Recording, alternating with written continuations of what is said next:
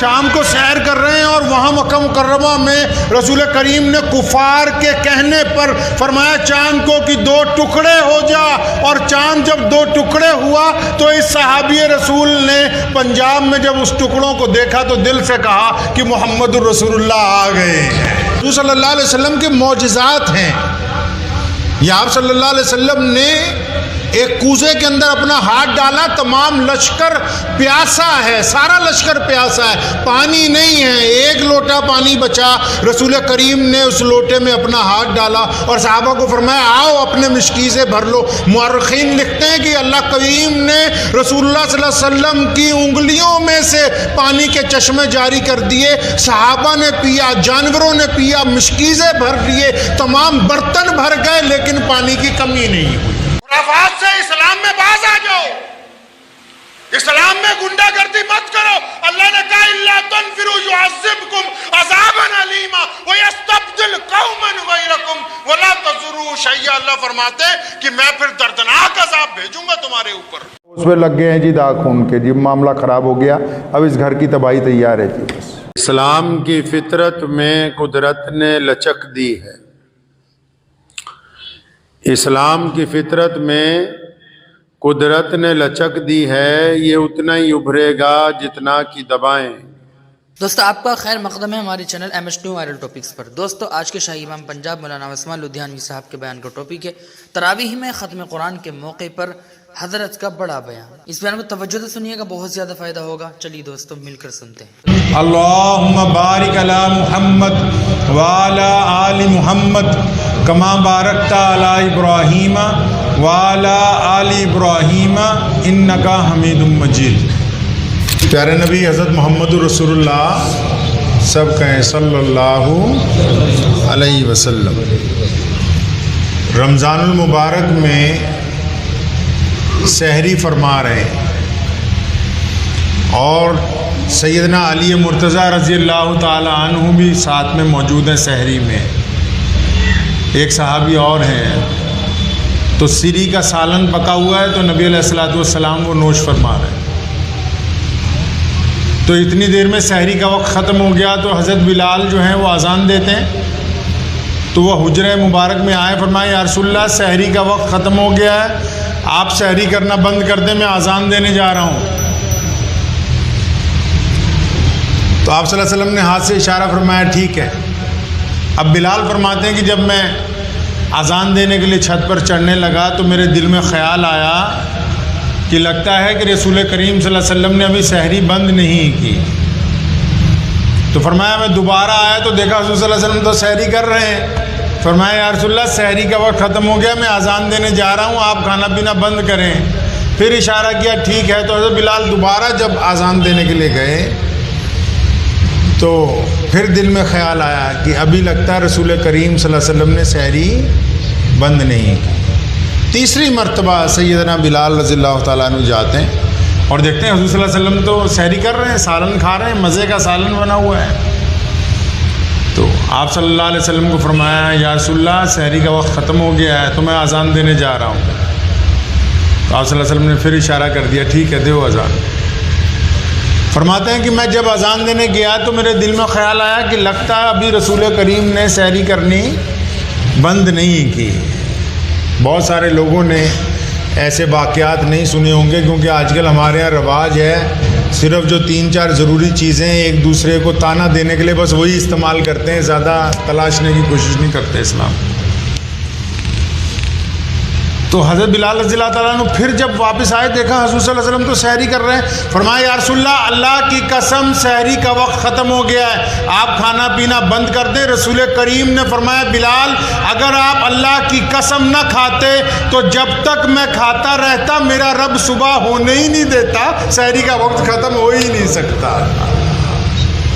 یہ حضور اکرم صلی اللہ علیہ وسلم کے معجزہ ہے، یہ رسول کریم کی اللہ سے محبت کے اظہار کا واقعہ ہے۔ ایک بدو آتا ہے حضور صلی اللہ علیہ وسلم کے پاس اور آ کے کہنے لگا کہ میں تو آپ کو اللہ کا رسول مان لوں، لیکن وہ جو درخت ہے سامنے نظر آ رہا ہے، اگر یہ آپ اس کو بلائیں اپنے پاس اور یہ آ کے کہتے کہ آپ اللہ کے رسول ہیں، تب میں مسلمان ہو جاؤں گا۔ فرمایا کہ میں جا کے اس درخت کو کہوں اتنی کیا ضرورت ہے، تم خود جا کے اس درخت کو کیوں نہیں کہہ دیتے تمہیں رسول اللہ بلاتے ہیں۔ امام بخاری نے لکھا ہے کہ وہ بدو اس درخت تک گیا، اس نے جا کے اسے کہا کہ تمہیں اللہ کے رسول بلا رہے ہیں، اور تمام ائمہ نے متفقہ طور پہ لکھا ہے کہ وہ درخت اپنی جڑوں میں سے نکلا، زمین پر چلتا ہوا رسول کریم صلی اللہ علیہ وسلم کے پاس پیش ہوتا ہے، سلام پیش کرتا ہے، اور اللہ کے رسول کے حکم سے واپس اپنی جگہ پر جا کے پیوست ہو جاتا ہے۔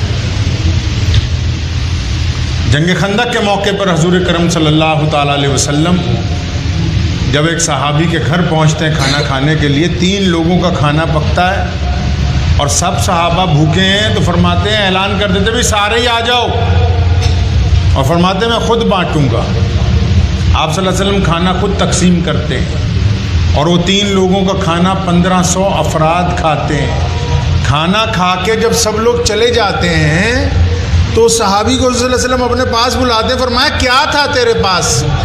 مطلب یہ سالن کس جانور کا ذبح کیا گیا؟ فرمایا یا رسول اللہ میرے پاس ایک بکری تھی، کمزور سی تھی۔ فرمایا اچھا یہ ہڈیاں اکٹھی کر کے لاؤ۔ وہ تمام ہڈیاں اکٹھی کر کے رسول کریم صلی اللہ علیہ وسلم کے سامنے لائی جاتی ہیں، اور پھر رسول اکرم صلی اللہ علیہ وسلم حکم فرماتے ہیں کہ اللہ کے حکم سے زندہ ہو جا۔ صحابہ فرماتے ہیں کہ ہم نے اپنی آنکھوں سے ان ہڈیوں پر گوشت چڑھتے ہوئے بھی دیکھا، اسے بکری بنتے ہوئے بھی دیکھا، پھر اسے دوڑتے ہوئے بھی دیکھا صحن میں۔ یہ رسول کریم صلی اللہ علیہ وسلم کے وہ معجزات ہیں کہ بٹھنڈا میں حاجی رتن صاحب رحمۃ اللہ علیہ شام کو سیر کر رہے ہیں، اور وہاں مکہ مکرمہ میں رسول کریم نے کفار کے کہنے پر فرمایا چاند کو کہ 2 ٹکڑے ہو جا، اور چاند جب 2 ٹکڑے ہوا تو اس صحابی رسول نے پنجاب میں جب اس ٹکڑوں کو دیکھا تو دل سے کہا کہ محمد الرسول اللہ آ گئے ہیں۔ سبحان اللہ۔ یہ حضور صلی اللہ علیہ وسلم کے معجزات ہیں۔ یہ آپ صلی اللہ علیہ وسلم نے ایک کوزے کے اندر اپنا ہاتھ ڈالا، تمام لشکر پیاسا ہے، سارا لشکر پیاسا ہے، پانی نہیں ہے، 1 لوٹا پانی بچا، رسول کریم نے اس لوٹے میں اپنا ہاتھ ڈالا اور صحابہ کو فرمایا آؤ اپنے مشکی سے بھر لو۔ مورخین لکھتے ہیں کہ اللہ کریم نے رسول اللہ صلی اللہ علیہ وسلم کی انگلیوں میں سے پانی کے چشمے جاری کر دیے، صحابہ نے پیا، جانوروں نے پیا، مشکیزیں بھر لیے، تمام برتن بھر گئے، لیکن پانی کی کمی نہیں ہوئی۔ یہ حضور اکرم صلی اللہ تعالیٰ علیہ وسلم کے معجزات کا ذکر آپ سے اس لیے کر رہا ہوں کیونکہ آج قرآن پاک ختم ہوا ہے۔ کیا ختم پڑھا ہم نے؟ قرآن پاک۔ اور یہ قرآن جو ہے یہ رسول کریم کا زندہ معجزہ ہے۔ وہ معجزات تو ہم نے پڑھے ہیں، اور یہ قرآن کریم کیا ہے جی؟ حضور صلی اللہ علیہ وسلم کا زندہ معجزہ ہے۔ رسول کریم صلی اللہ علیہ وسلم نے، اللہ تبارک و تعالیٰ نے یہ جو قرآن ہم کو عطا فرمایا، اب پوری کائنات کے اندر الگ الگ لوگ آ سکتے ہیں، الگ الگ حکومتیں آ سکتی ہیں، قرآن کو بدلنے کی کوشش ہو سکتی ہے، لیکن قرآن پاک کا کوئی بندہ زیر سے زبر تبدیل نہیں کر سکتا۔ کیوں؟ کیونکہ یہ رسول کریم صلی اللہ علیہ وسلم کا زندہ معجزہ ہے۔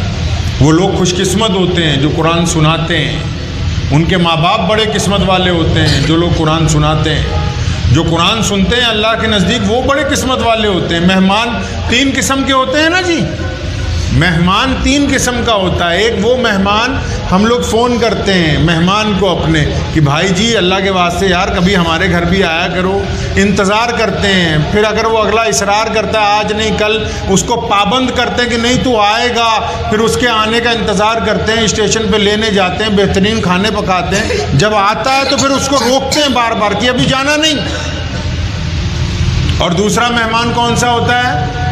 جو اچانک چلتے پھرتے آ جائے گھر میں تو ہم سوچتے ہیں کہ یہ اٹھ جائے تو کھانا کھائے، یہ چلا جائے تو کھانا کھایا جائے، یہ دوسری قسم کا مہمان ہے۔ تیسرا وہ کہ اگر وہ محلے میں کسی کے یہاں کوئی مہمان آیا ہوا ہے اور ہم نہیں چاہتے کہ وہ ہمارے گھر آئے، ہم اپنے گھر کو کنڈی لگا کے غائب ہو جاتے ہیں کہ یہ چلا جائے گا تو واپس آئیں گے۔ 3 قسم کے مہمان۔ اب ہمیں یہ سوچنا ہے کہ ہم اللہ کے گھر کے کون سی قسم کے مہمان ہیں۔ خوش قسمت تو وہ لوگ ہیں جو قرآن کھڑے ہو کر سنتے ہیں، سناتے ہیں.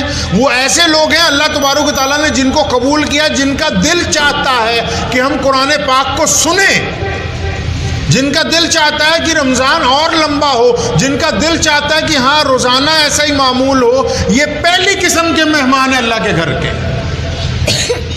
یہ پہلی نسل کے، پہلی قسم کے مہمان ہیں کہ اللہ نے ان کو پسند کر لیا، ان کو بلایا جا رہا ہے گھر سے. یہ گھر سے آتے ہیں تو ایسا ان کا دل مسجد میں لگتا ہے کہ جانے کی طبیعت ہی نہیں چاہتی. تو یہ اول قسم کے مہمان ہوں گے. اب دوسرے وہ ہیں جو ہم جیسا کوئی ساتھی پکڑ کے لے آئے. اب وہ دیکھیں بھی میاں جی نے نماز کی نیت باندھ لی تو ہم 2 نفل پڑھ کے باہر سے نکل رہے ہیں پیچھے پیچھے. یہ دوسری قسم والے ہیں. تیسرے وہ جن کو توفیق ہی نہیں ہوتی. تو ہم کس قسم میں ہیں رمضان کریم کے اندر؟ رمضان کریم میں ہماری جو قسم ہے وہ اللہ کے نزدیک کون سی ہے؟ کیا ہم ان لوگوں میں شامل ہیں جو اللہ کو پسندیدہ لوگ ہیں؟ سیدنا عمر رضی اللہ تعالیٰ عنہ نے ایک بندے کو بلایا، بڑا نیک دیندار آدمی تھا. فرمایا میرا دل چاہ رہا تجھے فلاں حصے کا گورنر لگا دوں. 72 لاکھ مربع میل کے حکمران ہیں، 40-50 ملک عمر فاروق کی سلطنت میں ہیں. فرمایا فلاں گورنر میں سوچتا ہوں تمہیں وہاں کا لگا دوں. اس نے کہا حضرت بڑی نوازش آپ لگا دیں. فرمایا اچھا اپنے گھر چلو، سامان تیار کرو، میں وہیں کاغذ لے کے آ رہا ہوں. سیدنا عمر اس کے گھر پہنچتے ہیں جب، تو ایک بچہ جس کے کپڑے بہت گندے بندے 10-1 سال کا، وہ آ کے بیچ میں ٹکراتا ہے. اس کو پوچھتے بیٹا کس کے بیٹے ہو؟ تو اتنی دیر میں وہ گورنر آ جاتا ہے اوپر سے، حضرت میرا ہی بچہ ہے. اور اس کو ڈانٹتا ہے بچے کو، خبردار دوبارہ ادھر کو آیا، اپنی ماں کے پاس جا، وہ تجھے نہلائے گی دھلائے گی، اور ادھر نہیں ٹپکنا. اور حضرت عمر رضی اللہ عنہ فرمانے لگا حضرت میں تو ان کو بڑا ہڑکا کے رکھتا ہوں، میں ان کو بڑا ہڑکا کے رکھتا ہوں، اپنے قریب نہیں لگنے دیتا. وہ جو گورنری کے آرڈر اس کے ہاتھ میں پکڑائے تھے، فرمایا یہ واپس دے دو. جو آدمی اپنی اولاد سے صلہ رحمی نہیں کر سکتا وہ لوگوں کے ساتھ کیسے کرے گا؟ واپس لے لیا حکم نامہ، منت کرتا رہا. فرمایا نہیں، وہ جو اپنی اولاد سے صلہ رحمی نہیں کر سکتا وہ دوسروں کے ساتھ کیسے، اس کو کیسے حاکم بنا سکتے ہیں ہم؟ جس کو یہ عقل نہ ہو کہ اپنے ماں باپ کے ساتھ احترام کرنا ہو، جو نماز بھی پڑھتا ہو اور ساتھ والے نمازی کے لیے اس کے دل میں بغض ہو، میں ایمانداری سے کہتا ہوں اس کی نماز ہوتی ہی نہیں ہے.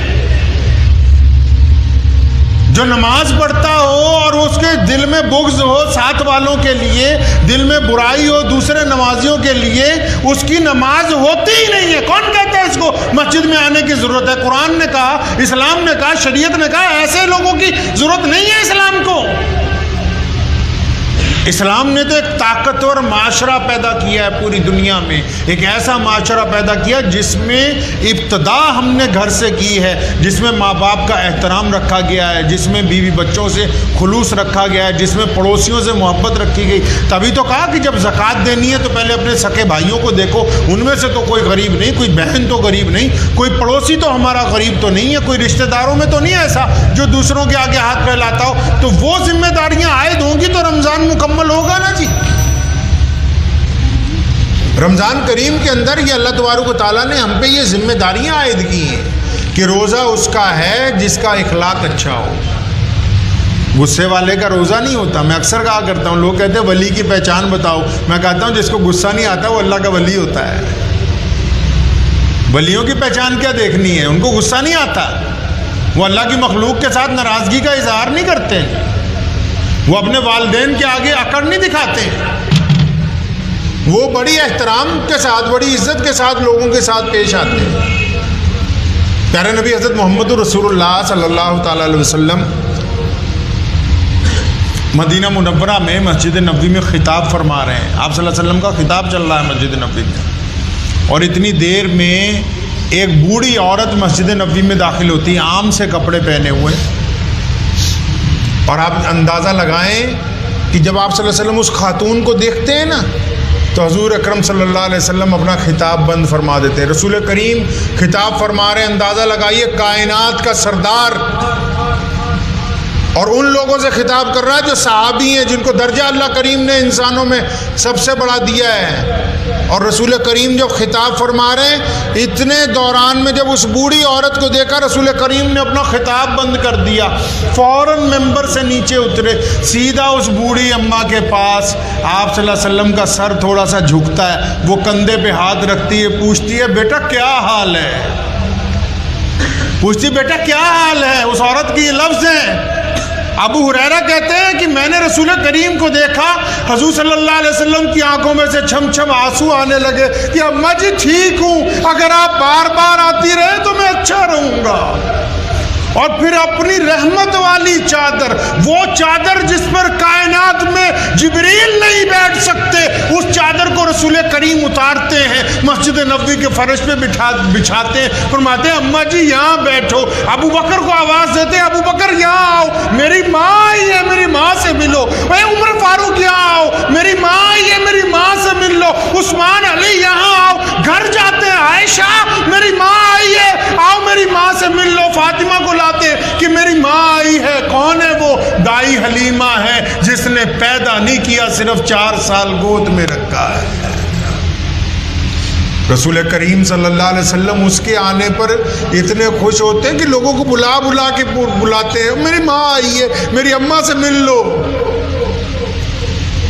اور خود نبی اکرم صلی اللہ علیہ وسلم نے فرماتے ہیں کہ میں اگر نماز پڑھا رہا ہوں اور نیت بند جائے اور پھر قرآن کی تلاوت شروع ہو جائے، اور قرآن کی تلاوت کے اندر شروع ہو جائے الحمدللہ رب العالمین، اور فرمایا میرے صحابہ میری اگر ماں زندہ ہوتی، وہ مجھے آواز مارتی نا محمد، فرماتے میں جان نماز چھوڑ کے اپنی ماں کے پاس چلا جاتا بھاگ کے۔ عذر نکالتے ہو ماں باپ کی گفتگو کے اوپر، عذر نکالتے ہو، ماں باپ کی نیتیں پاک ہوتی ہیں، اسی بات کو اپنے پلے باندھ لیجیے۔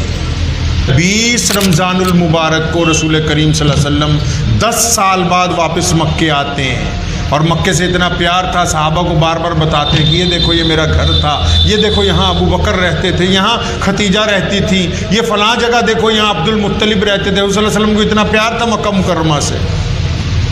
10 سال بعد جب مکے میں واپس آئے تو ام ہانی ایک عورت ہے، وہ مکے میں رہتی ہے، ام ہانی نام ہے اس کا، حضرت علی رضی اللہ تعالیٰ عنہ کی سکی بہن ہے، رسول کریم صلی اللہ علیہ وسلم کی چچا کی بیٹی۔ اب ادھر جب رسول اللہ بیت اللہ میں جاتے ہیں، بیت اللہ کو پاک کرتے ہیں، نماز ہوتی، سارا دن گزر جاتا ہے، عشاء کا وقت ہو جاتا ہے، تو ام ہانی اپنے بچوں کو کچھ باتیں بتا رہی ہے۔ کیا بتاتی ہے کہ یہ جو محمد آ گئے ہیں نا، یہ میرے بھائی ہیں، یہ اب جن کا مکہ مکرمہ کے اوپر حکومت ہے نا، یہ میرے بھائی ہیں، یہ جن کی چاروں طرف فوجیں پھر رہی ہیں، میں بچپن میں ہم نے ایک ساتھ وقت گزارا ہے، ہمارے دادا عبد المطلب کے پاس ہم اکٹھے رہتے تھے، فلاں باغ میں اکٹھے جاتے تھے، ان گلی کوچوں میں ہم نے اکٹھے اپنے بھائی کے ساتھ وقت گزارا ہے۔ تو حضرت ام ہانی کا جو چھوٹا بیٹا ہے نا، اس نے فوراً سوال کیا کہ امی اچھا یہ آپ کے بھائی ہیں؟ فرمایا ہاں بیٹا یہ میرے بھائی ہیں۔ تو اچھا جب ماموں آ گئے ہیں تو ہمارے گھر آئیں گے؟ یہ ماموں آ گئے ہیں مکے میں، ہمارے گھر آئیں گے؟ آپ کے بھائی ہیں تو ہمارے تو ماموں لگتے ہیں نا، تو آئیں گے کیا؟ ام ہانی کی آنکھوں میں آنسو آ گئے، فرماتی ہے کہ میں نے سوچا کہ وہ تو بچپن والے محمد تھے، یہ تو اب بہت بڑے محمد ہیں، خاتم النبیین ہیں، آگے پیچھے ان کی فوجیں ہیں، ان کو کیا یاد ہوگا کہ ایک بہن مکے میں رہتی ہے۔ فرماتی میری آنکھوں میں آنسو آ گئے تو میں نے اپنے بچے کو کہا ہاں بیٹا کیوں نہیں آئیں گے، آئیں گے نا وہ۔ تو فرماتی کہ ابھی رات کا پہلا پہر ہے، کسی نے زور سے جب دروازہ کھٹکھٹایا تو میں غم میں تھی، تو میں نے بھی زور سے پوچھا کون ہے، تو دروازے سے آواز آئی کہ ہانی دروازہ کھولو، میں تمہارا بھائی محمد الرسول اللہ۔ حضور صلی اللہ علیہ وسلم تنہا کھڑے، اکیلے، کوئی نہیں ساتھ۔ ام ہانی نے دروازہ کھولا، رسول کریم کی آنکھوں میں آنسو آ گئے، 10 سال بعد اپنی بہن کو مل رہے ہیں، بہن بھی رو رہی ہے۔ فرمایا ہانی مکے کے بڑے بڑے سرداروں نے مجھے روکا کہ یا رسول اللہ ہماری کوٹھی پر چلیں، یا رسول اللہ ہماری حویلی پر آپ کی تواضع ہوگی۔ فرمایا میں سب کو کہہ کے آیا ہوں کہ جب میری بہن کا گھر مکے میں موجود ہے میں تمہارے گھر کیوں جاؤں گا۔ اور پھر ام ہانی کو اپنے پاس بٹھایا، فرمایا کچھ ہے کھانے کے لیے؟ ام ہانی پہلے مسلمان ہوئی تھی 10 سال پہلے. فرمایا یا رسول اللہ بس سوکھی روٹی ہے, سرکہ ہے. وہ پیش کیا گیا حضور صلی اللہ علیہ وسلم کو. اور پھر اس رات جو حضور صلی اللہ علیہ وسلم نے بات کی ہے نا, جب مورخ اس کو لکھتا ہے اس کی چھاتی پھٹ جاتی ہے. اس رات رسول کریم صلی اللہ علیہ وسلم نے ام ہانی کو جب اپنے سامنے بٹھایا نا, اپنے بھانجوں کو بٹھایا, پھر یہ باتیں نہیں ہوئی ہیں کہ زکوٰۃ کب دینی ہے, کہ پاجامہ ٹخنوں سے اونچا رکھنا ہے کہ نہیں رکھنا, داڑھی کیسی ہو, شکل کیسی ہو, یہ باتیں نہیں ہوئیں اس رات. اس رات رسول کریم صلی اللہ علیہ وسلم نے اپنی بہن کو اپنے سامنے بٹھایا اور کیا بات کہی ہے رسول اللہ نے. فرمایا ہانی تو جانتی ہے نا کہ جب میں 6 سال کا تھا میری اماں جی مجھے چھوڑ کے چلی گئی. فرمایا تجھے پتہ ہے نا کہ جب میں چھوٹا تھا میری ماں کا انتقال ہو گیا, اور فرمایا میں جب پیدا ہوا میں نے اپنے باپ کو ہی نہیں دیکھا. فرمایا تو مجھ سے بڑی ہے عمر میں, تو نے میرے باپ حضرت عبداللہ کو بھی دیکھا, تو نے میری ماں کو بھی دیکھا. ہانی میری بہن میرے سامنے بیٹھو, آج کی رات مجھے یہ بتاؤ میری امی کیسی تھی, میرے ابو کیسے تھے, مجھے بتاؤ تم ساری رات. اور وہ رات گزر گئی انہی باتوں میں. ہانی بتاتی رہی سیدنا آمنہ کی صفتیں, ہانی بتاتی رہی حضرت عبداللہ کی صفات, اور وہ رات گزر گئی اسی میں. رسول کریم صلی اللہ علیہ وسلم کو اتنی محبت تھی اپنے والدین کے ساتھ. وہ لوگ کیا سمجھتے ہیں کہ وہ ان کا روزہ ہو جاتا ہوگا جن کے ماں باپ ان سے ناراض ہوتے ہیں, ان کا روزہ نہیں ہوتا میرے بھائی. اسی لیے تو اسلام نے اتنے طاقتور مذہب کی بنیاد رکھی. ہمارے مذہب کی ابتدائی گھر سے ہوتی ہے. ہم لوگوں کو سکھانے نہیں پہلے جاتے, ہم اپنے کردار کو پہلے بلند کرنے کے لیے نکلتے ہیں. تو یہ جو باقی روزے بچ گئے, اگر کسی کے ماں باپ اس سے راضی نہیں ہے نا, تو اس کو چاہیے سارے کام چھوڑ کے پہلے اماں جی کے پیروں میں پڑ جائے, جا کے پہلے ابا کی داڑھی پکڑ کے معافی مانگے, اس کے بعد پھر وہ لوگوں کو کہتا پھرے کہ ہاں میرا روزہ ہو گیا ہے. رمضان میں اگر کسی نے کسی کا دل دکھایا تو اس نے اپنا روزہ ضائع کیا ہے. رسول کریم صلی اللہ علیہ وسلم نے فرمایا کہ روزہ تو مومن کی ڈھال ہے جب تک اس کو پھاڑا نہ جائے. ڈھال تو ہوتی ہے تیروں سے بچنے کے لیے, لیکن جب کسی عورت پہ گندی نگاہ ڈالتے ہیں تو روزہ پھٹ جاتا ہے. جب کسی کے لیے کوئی ناپاک پلان دماغ میں بناتے تو روزہ پھٹ جاتا ہے. جب زیادتی کسی سے کرتے روزہ پھٹ جاتا ہے. ہمیں روزے کو پھاڑنا نہیں ہے, روزے کو سنبھال کے رکھنا ہے. کریں گے جی انشاءاللہ. تو رمضان کریم میں ہم نے اس بات کا خیال رکھنا ہے کہ ہمارے قریب میں, ہمارے اقارب میں, ہمارے جاننے والوں میں, پڑوسیوں میں, چاہے وہ مسلمان ہیں یا غیر مسلم ہیں, کوئی ایسا بندہ نہ ہو جو بھوکا ہو, کوئی ایسا بندہ نہ ہو جو پریشان حال ہو, کوئی ایسا بندہ نہ ہو جس کو ہماری ضرورت ہو اور ہم نے اس کی طرف سے آنکھیں پھیر رکھی ہوں. تو کریں گے جی انشاءاللہ. 3 دن کا قرآن ہوگا. 3 دن کا قرآن تو باپ کے مرنے پہ ہوتا ہے, رمضان میں نہیں ہوتا. کون کہتا ہے, کس مسئلے میں لکھا ہے کہ 3 دن کا قرآن ہوتا ہے؟ کس نے کہا کہ 11 دن کا قرآن ہوتا ہے؟ کون کہتا ہے کہ 21 دن میں نہیں ہونا چاہیے؟ اللہ کے رسول صلی اللہ علیہ وسلم نے فرمایا کہ روزانہ نماز تراویح میں قرآن پاک پڑھا جائے. اب وہ نماز تراویح جو ہے تب تک ہوتی رہے گی جب تک عید کا چاند نظر نہیں آ جاتا. یہ کیسے ممکن ہے کہ ایک بندہ 3 دن میں جائے ریل حافظ کے پیچھے اور 2 رکعت پڑھے, 4 بیڑی پیے, پھر 2 رکعت پڑھے اور تیسرے دن دعا ہو کے 26 روزوں میں آوارہ گردی کرتا رہے؟ کون کہتا ہے کہ اس کے روزے ہو رہے ہیں اور اس کی تراویح ہوگی؟ کہا کس نے؟ یہ مسئلہ کہاں سے نکالا؟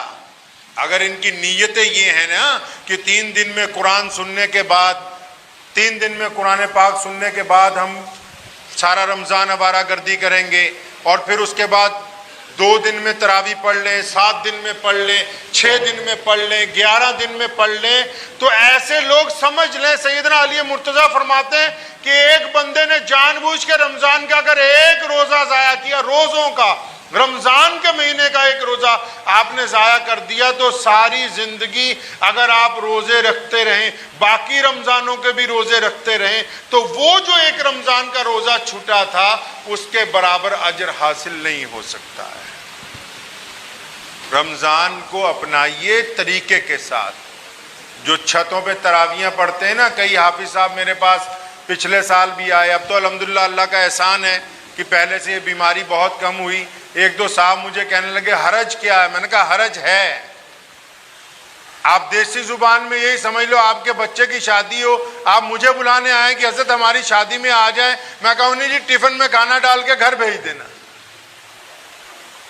یہ مسئلہ نہیں حل ہو سکتا ایسے. اللہ کو راضی کرنا ہے تو رسول اللہ کا حکم ہے مسجد میں آؤ, کندھے سے کندھا جوڑ کے کھڑے ہو تاکہ تمہارے دل جڑ جائیں, تمہارے میں محبتیں پیدا ہو جائیں. اسلام کو توڑنے والوں کو اللہ تبارک و تعالیٰ قبول نہیں کر سکتا. مدینہ منورہ میں چند منافقین نے مسجد زرار جب بنائی, حضور صلی اللہ علیہ وسلم نے اس کو گرایا تاکہ مسلمانوں کو یہ احساس رہے کہ ہم ایک ملت ہیں, اسلام میں منافقت کے لیے کوئی جگہ نہیں بتائی گئی.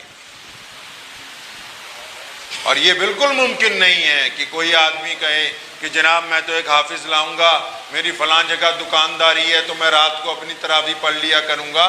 یہ دکانداری اللہ نے چلا رکھی ہے. جس کی نماز کو چھوڑنے کی تم تیاری کرتے ہو, جس کو یہ کہتے ہو ڈیلے کر دیا جائے, یہ کام بعد میں کر دیا جائے, یہ اللہ نے چلا رکھا ہے. ورنہ اللہ کا اگر حکم آ جائے, ایک منٹ میں ہوا نکل جائے تو پھر 4 آدمی اٹھاتے ہوئے قبرستان چلے جاتے ہیں.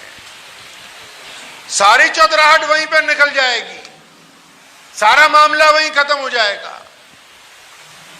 مسجدوں کی بددعائیں نہ لیں. جتنے بھی لوگ میری بات سن رہے ہیں اور جو لوگ آن لائن سن رہے ہیں وہ بھی اطمینان سے میرے لفظوں کو غور کر لیں کہ مسجدوں کی بددعائیں نہ لیجئے. رمضان المبارک میں, رمضان المبارک میں آپ کا گھر تب روشن ہوگا جب آپ مسجد سے تراویح پڑھ کے گھر میں جا کے اللہ کی راہ کو حضور میں تہجد کی نماز پڑھیں گے, گھر میں تلاوت کریں گے. اگر آپ یہ سوچتے ہیں کہ آپ کے جو ماتحت مزدور ہیں, آپ کے ماتحت جو کاریگر ہیں, آپ کے ماتحت جو لوگ ہیں, وہ آپ کے گھر میں ہی اگر جمعہ پڑھ لیں, آپ کے گھر میں ہی تراویحاں ہو جائیں, کسی صورت بھی یہ قابل قبول نہیں ہے. صرف ایک صورت ایسی باقی کہ مسجد اتنی دور ہے کہ آپ جا ہی نہیں سکتے. اور مجھے نہیں لگتا کہ آج کے ٹائم میں کوئی ایسا شہر موجود ہو, کوئی جنگل میں رہا ہو تو بات سمجھ میں آ جاتی ہے. پی وی آر میں فلم دیکھنے جانا ہو تو رات کو 12 بجے بھی آٹو اور اوبر مل جاتی واپس آنے کے لیے. اور اگر تراویح کی نماز پڑھنے کے لیے جانا پڑے تو رات کو 10 بجے بھی پریشانی ہو رہی ہے. گناہ کے لیے اگر دل تیار ہے اور نیکی کے لیے تیار نہیں ہے تو اس کا مطلب ابھی اندر تھوڑا کوڑا کرکٹ ہے. رمضان اس لیے آتا ہے جیسے ہم گھر کی صفائی کرتے ہیں, رمضان اس لیے آتا ہے کہ ہم اپنے اندر کی صفائی کر لیں, اللہ ہمارے دلوں کو پاک کر دے. تو کریں گے تیاری انشاءاللہ. تراویح جس بھی آپ علاقے میں رہتے ہیں, جو بھی مسجد 4-5 کلومیٹر کے علاقے میں ہے, وہاں کا ٹائم معلوم کیجئے اور نماز تراویح پابندی کے ساتھ مسجد میں پڑھیں. 20 دن میں 22 دن میں اگر قرآن پاک ختم ہو رہا ہے تو اس کے ختم ہونے کے بعد 29ویں روزے تک اس مسجد میں جو علم طرح سے تراویحاں ہو رہی ہیں وہ بھی پڑھنی اتنی ہی ضروری ہیں جتنی پہلے کی 22 دن کی پڑھنی ضروری ہے. اور یہ جو 3 دن کا تماشا کرتے ہیں جو لوگ, کان کھول کے سن لو, اللہ کے قرآن کا کھلواڑ اڑاتے ہو, دنیا میں بھی ذلیل ہوگے, آخرت میں بھی ذلیل ہوگے. مجھے پتا کیا تماش بھی نہیں کرتے ہیں. 4 حافظ آ جائیں گے, 2 صفوں کے لوگ نماز پڑھیں گے, حافظ صاحب یعلمون تعلمون چل رہا ہے, کچھ نہیں پتا قرآن کیسے پڑھا گیا. آدھے باہر بیڑیاں پی رہے ہیں, کوئی چائے پی رہا ہے. آدھے گھنٹے بعد جب رکوع ہوتا ہے تو 200 آدمی آ کے نیت باندھ کے رکوع میں شامل ہو جاتے ہو. بدبختو, اللہ کے دین کا مذاق اڑاتے ہو. کہیں تمہارا مذاق بن گیا تو دنیا میں کوئی پناہ دینے والا نہیں ملے گا. خرافات سے اسلام میں باز آ جاؤ. اسلام میں غیر مسلموں کو نہیں کہا. سورہ توبہ کی آیت ہے, اگر جو حافظ پڑھے لکھے پڑھ لیں جا کے قرآن کھول کے. سورہ توبہ میں اللہ فرماتے ہیں الا تنفروا يعذبكم عذابا علیما, کہ جو لوگ میرے دین کا مذاق اڑاتے اور جو لوگ میرے دین کے لیے نکلتے نہیں, جو لوگ میرے قرآن کے داعی نہیں بنتے, جو لوگ اسلام سے آنکھیں پھیرتے ایمان والے ہونے کے باوجود, فرمایا الا تنفروا يعذبكم عذابا علیما, کہ یاد رکھو میں تمہارے پر دردناک عذاب بھیج دوں گا. اور پھر آگے کیا فرمایا, وَيَسْتَبْدِلْ कौमन गैरकुम, फरमाया तुम क्या सोचते हो इस मस्जिद में तुम नहीं होगे तो ये वीरान हो जाएगी। फरमाया यस्तबदिल कौमन गैरकुम, फिर मैं तुम्हारी जगह किसी और को ईमान की दौलत दे दूंगा, वो आके इस्लाम का परचम आगे ले जाए।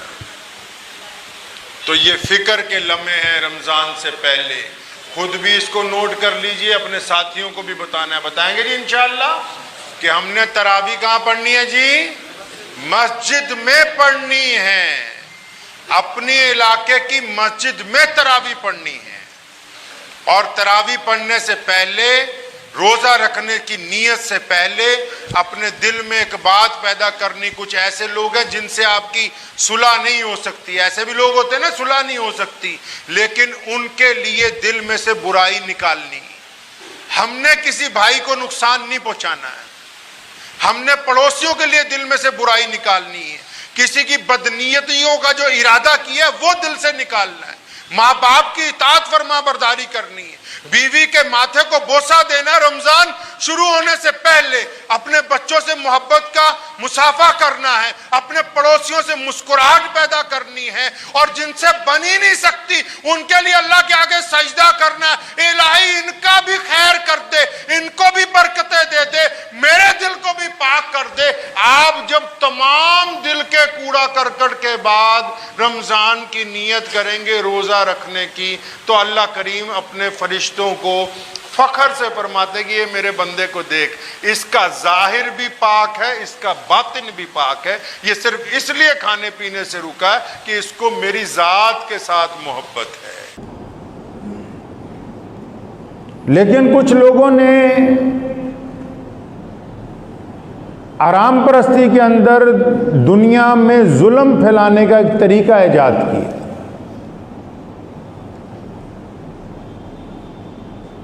और दौलत कमाने का ऐसा तरीका ईजाद किया जिससे उनको तो कुछ हासिल हो रहा है, लेकिन जिनसे सामान या दौलत ली जा रही है उनके दिलों को सुकून नहीं पहुंचता, बल्कि नफरतों का कारोबार शुरू हो रहा है। मेरी मुराद तावीज़ देने वाले और तावीज़ लेने वाले लोगों से। एक पुरानी हिकायत आपको सुनाता हूं कि एक जंगल में चिड़िया और चिड़ा एक डाल के ऊपर बैठे हुए थे। तो इतनी देर में चिड़िया अपने खामिद को बोलती है कि मुझे लगता है वो देखो दूर से शिकारी आ रहे हैं, हमें यहां से उड़ना चाहिए, चले जाना चाहिए, परिंदों को मारने वाला शिकारी आ रहा है दूर से। अब चिड़े ने जब अपनी बीवी की बात सुनी ना, तो उसने ध्यान से जब दूर देखा तो उसने चिड़िया को कहा कि नहीं नहीं, तुझे गलतफहमी हो गई है, वो जो आ रहा है उसके पास तीर कमान नहीं है, उसके पास कोई बंदूक नहीं है, और उसके कपड़े शिकारियों वाले नहीं। उसका चेहरा, उसके सर पे रखी हुई पगड़ी, उसका जो चाल ढाल है चलने की, वो तो दूर से देखने में कोई शरीफ आदमी लग रहा है, कोई पीर लगता है, कोई बाबा लगता है देखने में।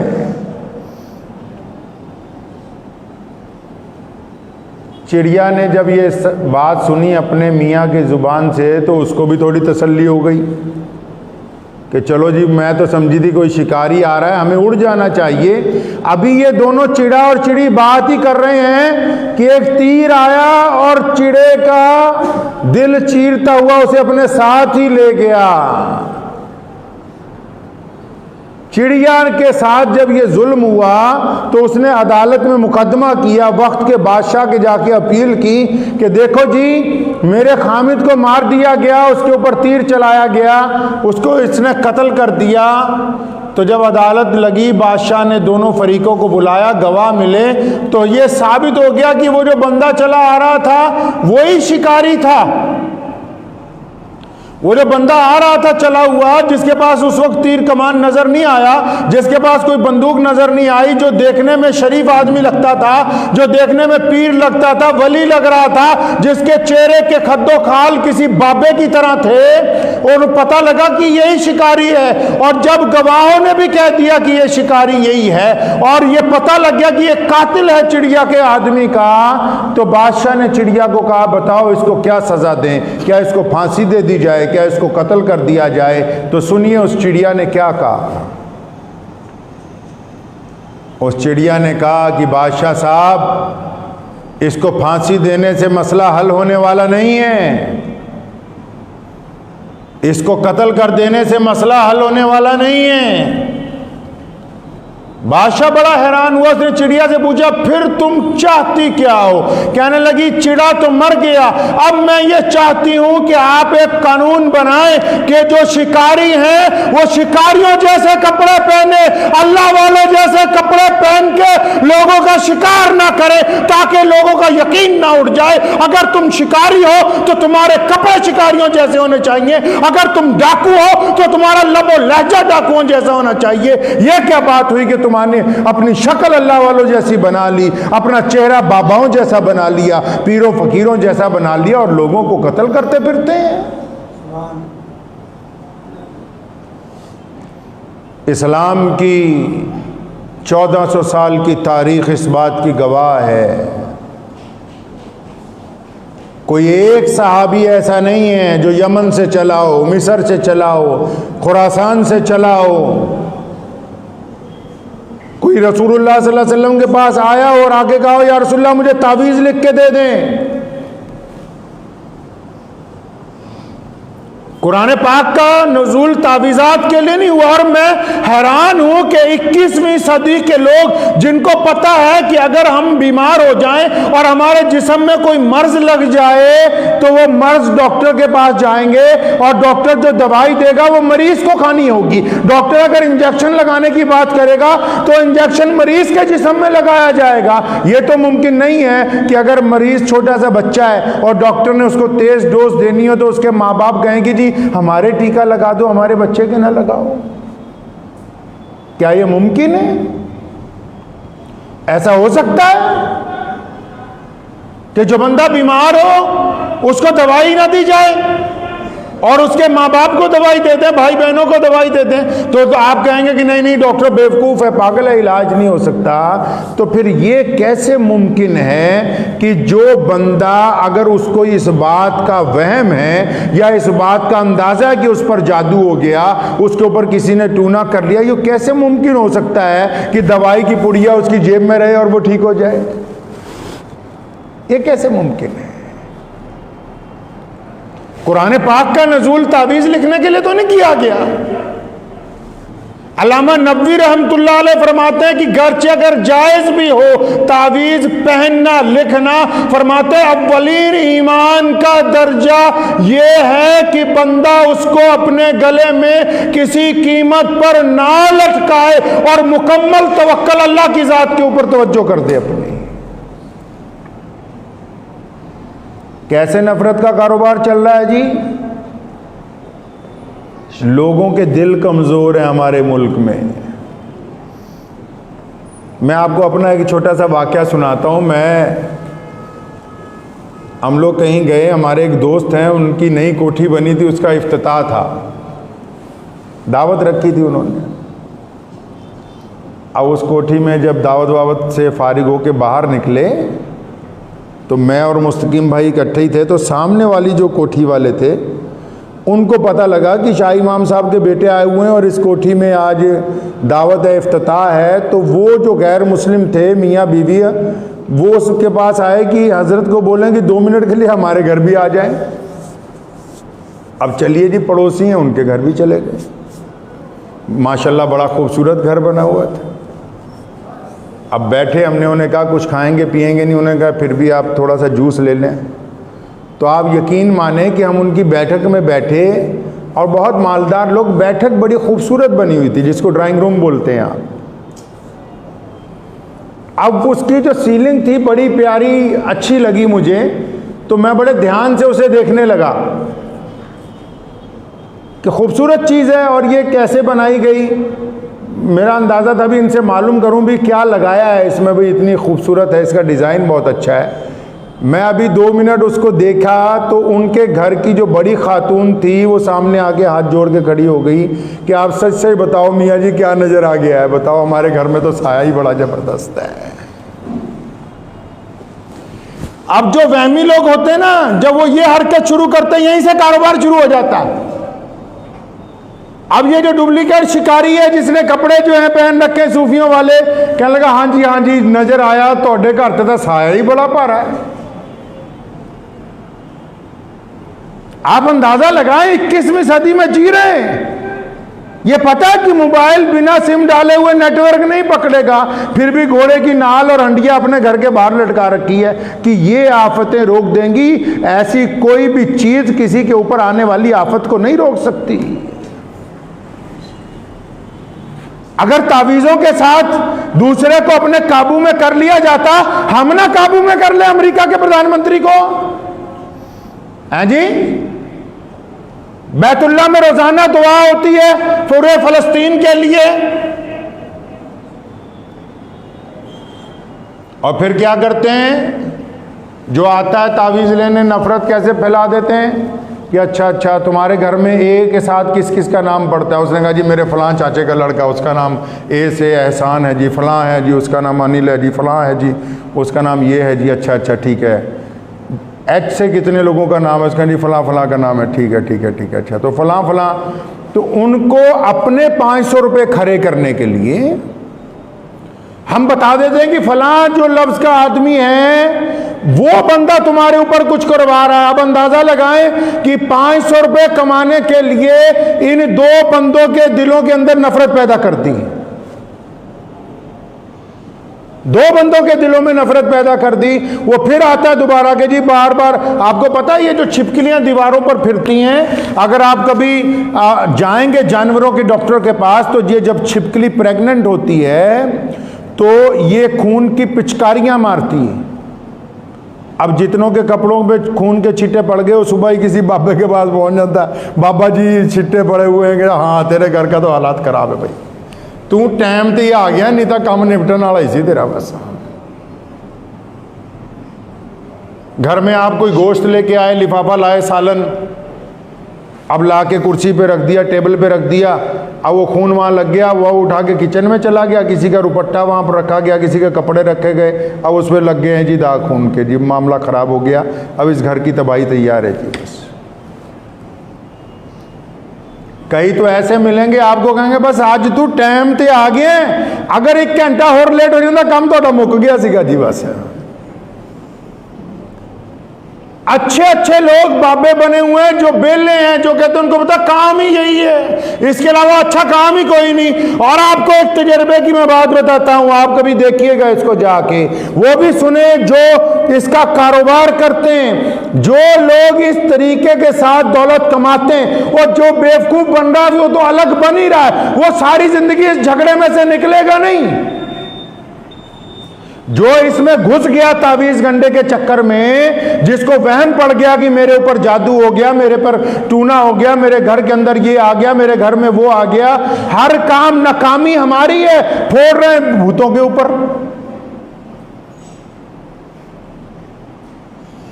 یہ تو وہ کام ہو گیا جس طرح بینک میں ڈکیتی پڑتی ہے تو دوسرے دن اخبار میں آتا ہے 50 کروڑ چوری ہو گئے، تو چور بھی دیکھتے ہیں کہ بھی نکلے تو 2 تھے، یہ 48 لگتا ہے، باقی محکمے والوں نے بنا لیا کہ اب یہ کھا جائیں گے. وہی کام. آپ اندازہ لگائیں اگر اس کام کے اندر جو پڑ گیا بندہ نا، جس کو اس بات کا وہم ہو گیا کہ میں تعویذ لینے ہیں، اس نے جگہ جگہ جانا ہی، اور پھر اس کی زندگی، اور جو گمراہی میں پڑ گیا اللہ نہیں چاہتے اسے نکالنا، وہ خود نہیں نہ بدلنا چاہتا اپنے آپ کو.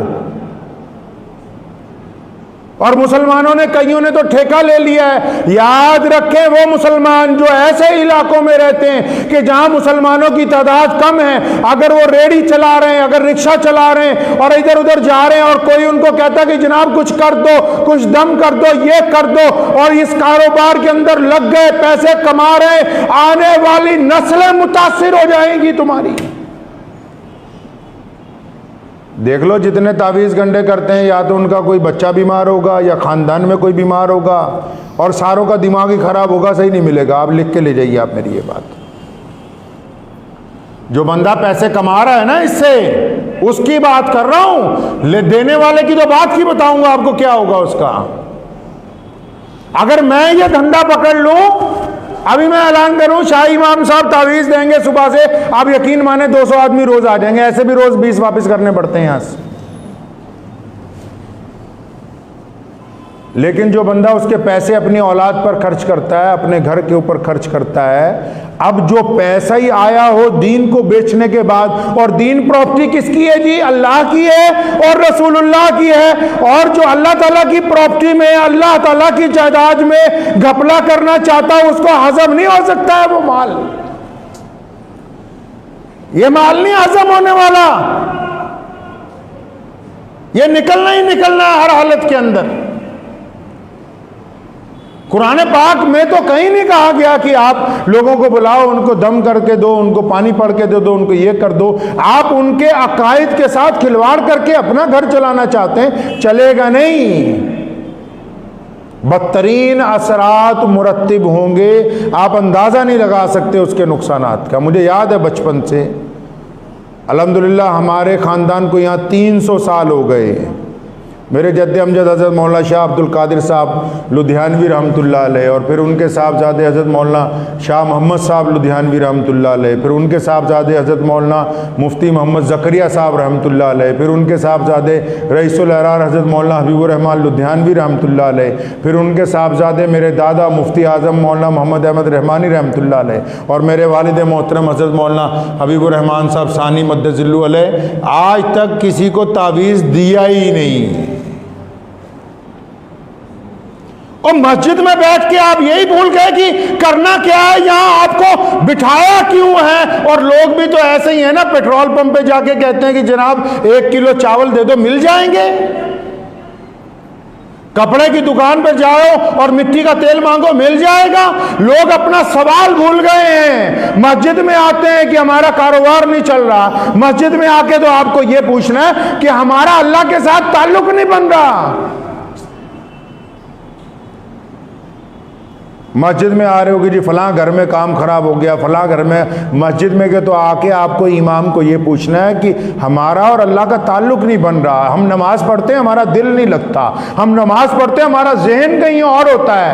ہمارا کردار اچھا نہیں ہو رہا, جو اللہ تعالیٰ سے گفتگو ہو جائے. آپ نے سوال ہی بدل دیا, اور جب سوال بدلا, جواب دینے والا بھی ایمانداری سے بھٹک گیا. وہ کہتا ٹھیک ہے, تجھے ایسا سوال لے کے آیا ہے, 500 روپے رکھ گلے کے اندر, تجھے ابھی جواب بڑھیا سا بنا کے دے رہے ہیں. مجھے یاد ہے میں چھوٹا تھا, ابو جان کے پاس بیٹھا ہوا تھا یہاں, تو ایک صاحب آئے صبح 500 روپیہ مسافر کی تھا. حضرت جی ابا کا انتقال ہو گیا, دعا کروا دیں. تو ابو جان نے 500 روپے اسے واپس پکڑائے, فرمایا بیٹا دعا نہیں بکتی ہے. یہ جو ہم نے نفرت پھیلانے کا طریقہ ایجاد کیا ہے نا, صرف مسلمانوں میں نہیں ہے, یہ جتنے مذہب ہیں ان کے اندر جو ڈھونگی لوگ ہیں. کسی نے کہا نا نیم حکیم خطرہ جان, نیم ملا خطرہ ایمان. میں اکال تخت کے جتھے دار صاحب سے ملا تو میں نے ان کو ایک دن یہ بات کہی. میں نے کہا اس کے اوپر کام کرنے کی ضرورت ہے تمام مذہبوں کے بڑے لوگوں کو, کہ جو لوگ عبادت گاہوں کے اندر بیٹھے, کیا ان کی تعلیم بہت بہترین ہے, اور تعلیم کے ساتھ کیا ان کا کردار بہت اچھا ہے, کیا جیسا ان کا دل ہے ویسی ان کی زبان ہے, کیا جیسا ان کا پہناوا ویسا ہی ان کا دل ہے, تب تو وہ انسانوں کے لیے اچھے ہیں. لیکن اگر نیم حکیم لوگوں کے لیے خطرہ ہے تو اسی طرح نیم ملا بھی لوگوں کے لیے خطرہ ہے, اب چاہے وہ کسی بھی مذہب کے ساتھ تعلق رکھتا ہو.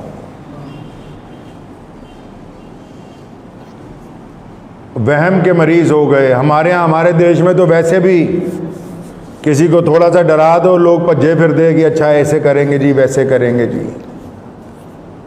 اللہ کے بندو, پہلی بات تو یہ کہ 90% لوگ جو ہیں نہ ان پر جادو ہوتا ہے نہ ٹونا ہوتا ہے. پہلی بات تو یہ پلے باندھ لو اپنے پاس. جادو برحق ہے, قرآن پاک نے اس کا علاج بتایا ہے. لیکن آپ اندازہ تو لگائیں جس کا علاج کرنا ہے جی، اب وہ بندہ کہ جی میں نے دوائی نہیں کھانی، بندہ کہے میں دوائی نہیں کھاؤں گا، بس ڈاکٹر صاحب دوائی لفافے میں ڈال دو، گھر میں جا کے لٹکا لیں گے، ڈاکٹر کہے گا یہ مہا بیوقوف آدمی ہے کہ یہ کہہ رہا دوائی لٹکا لوں گا گھر میں جا کے۔ پہلی بات تو یہ کہ جو لوگ تعویذ گنڈے کے چکر میں پڑ گئے نا میرے بھائی، وہ اپنے آپ کو بھی پریشان کر رہے ہیں، اپنے گھر والوں کو بھی پریشان کر رہے ہیں، وہم کا مرض ان کو ہو گیا ہے۔ گستاخی کی معافی کے ساتھ کہتا ہوں، گھروں میں 60-70% تو ایسے رہنے والے ہیں، مرد ہو یا عورتیں ہو، ادھیاں نوں تا ڈپلیکیٹ جن چڑھ جاندہ، وہ کہتا گھر دے کام ہی نہ دسن مینوں،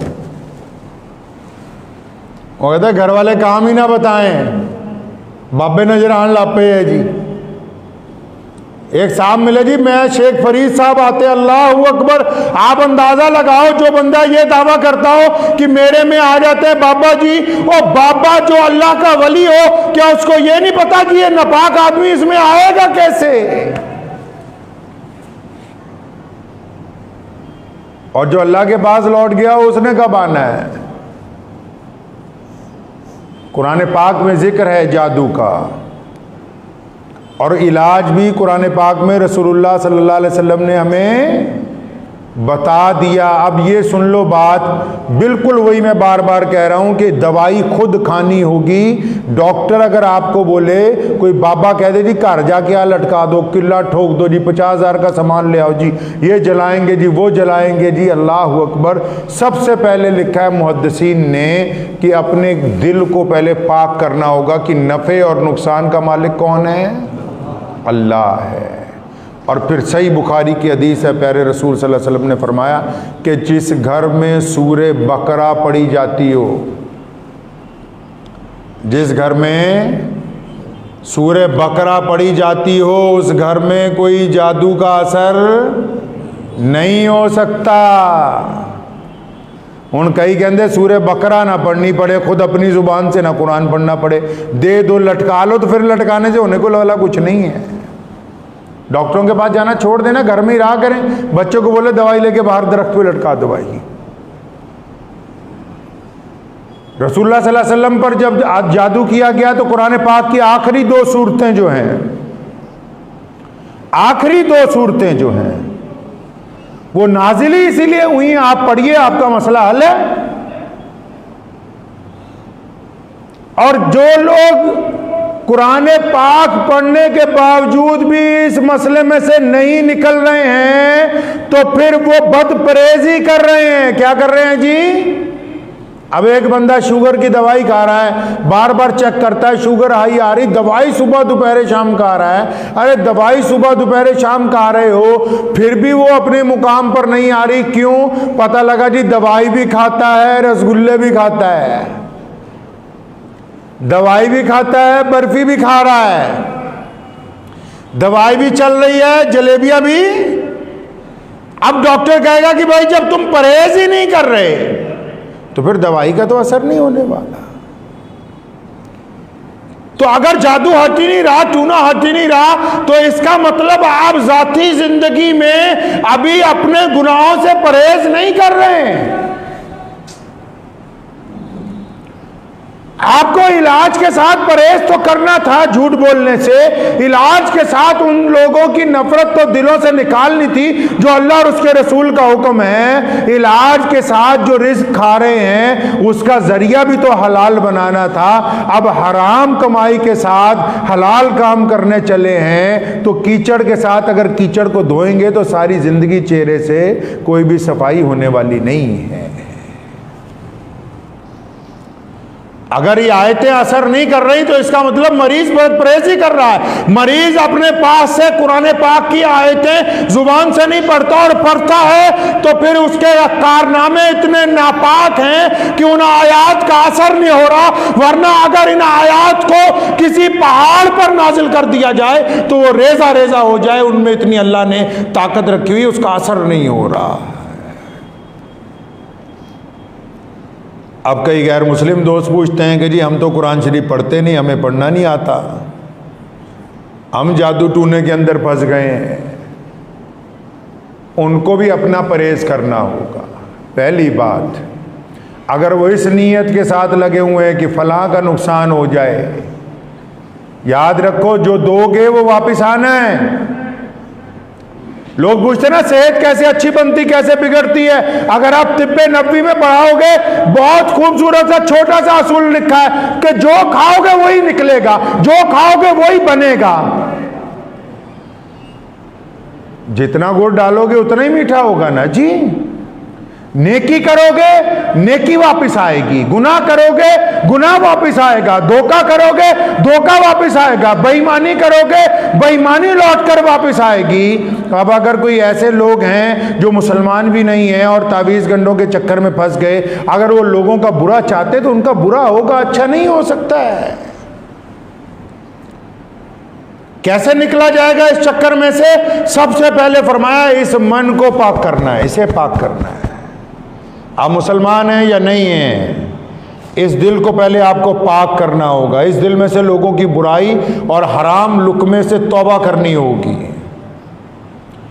آپ جب پرہیز کریں گے رسول اللہ صلی اللہ علیہ وسلم کے حکم کے مطابق، پھر بابیانہ کاروبار بند ہو جانا ہے. اور باپوں کے پاس تو آج کل اللہ معاف فرمائے لوگوں کی عزتیں محفوظ نہیں ہیں، لوگوں کی عزتیں محفوظ نہیں. انسانیت کے ساتھ وہ کھلواڑ مذہب کے نام پہ. کہا نا عروج سے بحر ور نہ ہوگی کبھی حیات منافقانہ، زبان پہ اسلام کا وظیفہ مگر خیالات کافرانہ. اس لیے اپنی زندگی کے اندر اس بات کو نوٹ کر لیں. کوئی بندہ آپ کو کہہ دیتا ہے میرے پہ جادو ہو گیا جی، میرے پہ ٹونا ہو گیا، بھی اس کو اور ہوا مت دیں، اس کو ڈرائیں نہیں. شریعت نے کہا ہے کہ آپ لوگوں کو ڈرائیں نہیں. محمد رسول اللہ کا حکم ہے لوگوں کو ڈراؤ نہیں، ان کو حوصلہ دو. اگر اس کے ساتھ پریشانی ہے اسے سمجھاؤ. اگر زیادہ پریشانی اس کو بولو صدقہ کرے اللہ کے راستے میں. زیادہ پریشانی اس کو بولو رات کو لیٹ کے اطمینان سے سوچے کوئی ایسا بندہ ہوگا. اگر کسی کی اولاد ہو ہی نہیں رہی، ڈاکٹر کہتے ہیں ساری رپورٹیں اوکے ہیں اور بابے بھی فیل ہو گئے، تو اطمینان سے رات کو لیٹ کر سوچے کہ پچھلی زندگی میں کسی ایسے کا دل دکھایا تھا جو آج بھی تو بے خبر ہو گیا اور وہ خبردار ہے. تو بھول چکا ہے، وہ آج بھی تجھے بد دعائیں دے رہا ہے. اس غریب کے ساتھ جو زیادتی کی گئی ہے، اس کے ساتھ جو ظلم کیا گیا ہے، جب تک حقوق العباد کی معافی نہیں ہوگی راستہ کھلنے والا نہیں ہے. یہ دعائیں یہاں سے جاتی ہیں اور غریب کی کسی کی آہ ہوتی ہے، کسی غریب کی مزدوری ماری ہوئی ہوتی ہے، کسی کے ساتھ ٹھگی ماری ہوئی ہوتی ہے، کسی کی ماں بہن کے ساتھ زیادتی کی ہوتی ہے، کسی کا ناجائز دل دکھایا ہوتا ہے، کسی کو بلا وجہ گالی دی ہوتی ہے. ادھر سے پوری طاقت سے دعائیں جاتی ہیں اور بڑے بڑے ولی جو سچے ولی ہیں اللہ کے، جب وہ بھی دعائیں کرتی ہیں تو درمیان میں اس مظلوم کی آ کے ان دعاؤں کو روک دیتی، وہ تو عرش تک پہنچتی ہی نہیں ہے. توبہ ان تمام مسائل کا حل ہے. توبہ. مفتی رشید احمد صاحب لدھیانوی مفتی اعظم قدس رحمۃ اللہ علیہ فرمایا کرتے تھے استغفار، سب سے زیادہ استغفار، بار بار توبہ. سنیں جادو ٹونے میں ساری پھنسے ہوئے ہیں، مسلمان ہو یا غیر مسلم. جو مسلمان ہے 24 گھنٹے استغفار پڑھیں، اور جو غیر مسلم ہے اس چکر میں پھنس گئے 24 گھنٹے یہ سوچے کہ ربا کس بندے کا میں نے برا کیا تھا، مجھے اس سے معافی کی توفیق عطا فرما. خدا کی قسم آپ توبہ کرتے چلے جائیں گے، آپ کی توبہ قبول ہوتی چلی جائے گی، بیماریاں آپ سے دور بھاگتی جائیں گی. جب تک آپ توبہ نہیں کریں گے، اگر آپ الٹے ہو کے بھی لٹک جائیں تو دنیا کا کوئی مولوی، کوئی تعویذ گنڈے والا آپ کو بچا نہیں سکتا ہے. یہ سب وہم اپنے دل سے نکال دیں، فلاں فلاں کچھ کر دے گا. اگر ہمارا معاملہ اللہ کے ساتھ ٹھیک ہے، کس کے ساتھ ٹھیک ہے جی؟ ہمارا معاملہ اگر اللہ کے ساتھ ٹھیک ہے تو دنیا کی کوئی طاقت آپ کو نقصان نہیں پہنچا سکتی. دعا کیجئے کہ اللہ تعالیٰ مجھے بھی اور آپ سب کو بھی ان باتوں کے اوپر عمل کی توفیق عطا فرمائے. وآخر. اسلام کی فطرت میں قدرت نے لچک دی ہے. اسلام کی فطرت میں قدرت نے لچک دی ہے، یہ اتنا ہی ابھرے گا جتنا کی دبائیں. یورپ کے ایک ملک سویڈن میں پچھلے دنوں وہاں کے شرارتی مشرک عناصر نے قرآن پاک کو جلایا اور قرآن پاک کی بے ادبی کرنے کی ناکام کوشش جو ہے وہ کی ہے۔ سوال یہ پیدا ہوتا ہے کہ قرآن پاک کے خلاف ہی ایسی بدتمیزی، قرآن پاک کے خلاف ہی ایسی نفرت کا اظہار، قرآن پاک کے خلاف ایسی سازشیں الگ الگ ان ممالک میں جہاں اکثریت غیر مسلم حضرات کی ہے وہاں کیوں ہوتی؟ ہر ایک بات کی کوئی وجہ تسمیہ ہوتی، بنا وجہ تو کوئی کام دنیا میں کیا نہیں جاتا۔ دنیا میں ایک رواج تھا شروع سے، نبی علیہ الصلوۃ والسلام کہیے صلی اللہ علیہ وسلم کے آنے سے پہلے ایک رواج تھا دنیا میں کہ جو چودھری ہوا کرتے تھے، جو سرمایہ دار ہوتے تھے، جو حکمران ہوتے تھے، جو ظالم ہوتے تھے،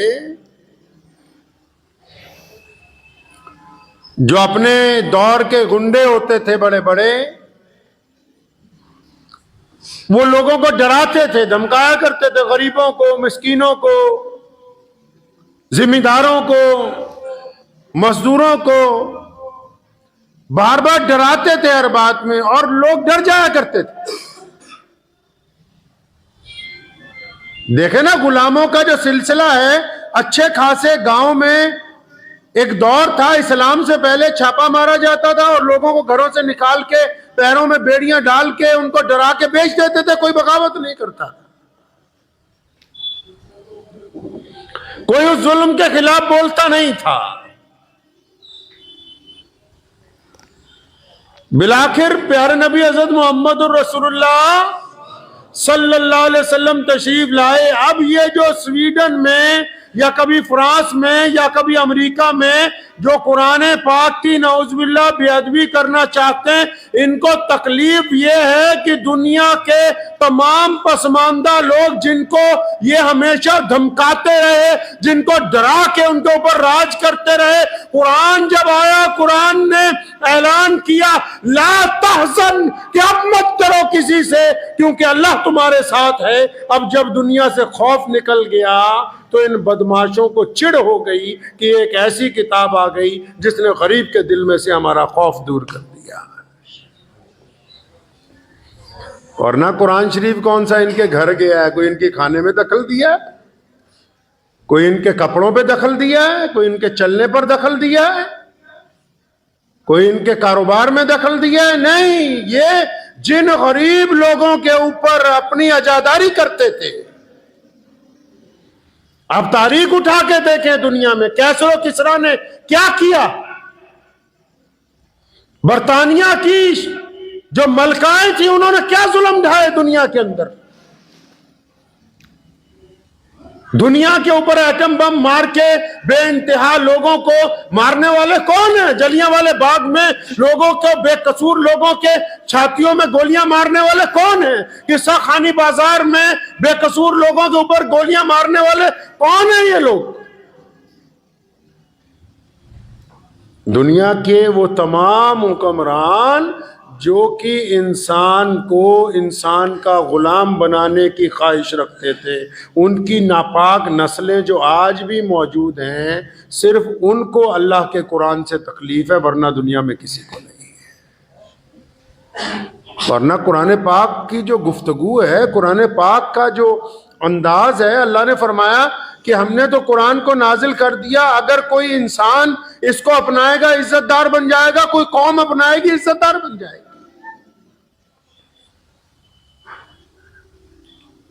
پیارے نبی حضرت محمد رسول اللہ صلی اللہ علیہ وسلم کے صدقے جب یہ کتاب عطا کی گئی تو یہ سلیقہ پتہ لگا کہ اچھا، اللہ اور اس کے رسول کے بعد سب سے بڑا مقام ماں باپ کا ہے۔